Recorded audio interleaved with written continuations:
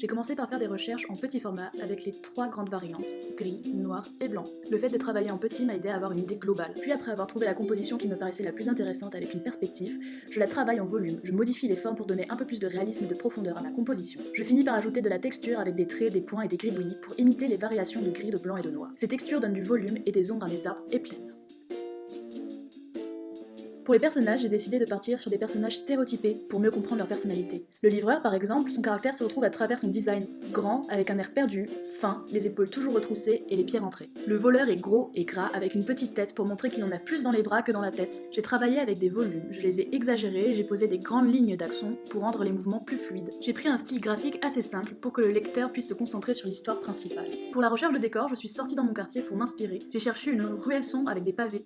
J'ai pensé ajouter des graffitis, mais les petits détails risquaient de détourner le lecteur de l'histoire principale. J'ai cependant gardé les vitres en cul de bouteille que j'avais déjà repérées dans Strasbourg, ce sont des vitres de bar traditionnelles. Après de nombreuses recherches de scénario, j'ai fini avec le suivant.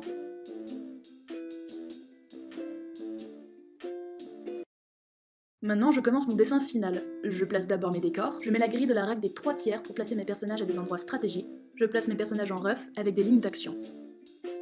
Je les mets au propre pour faire apparaître les détails, et à la tablette lumineuse, je redessine tout au crayon au propre. J'arrondis les bords de chacune des scènes pour donner de l'importance au personnage. Je line tout au stylo noir et je mets de la texture sans colorier.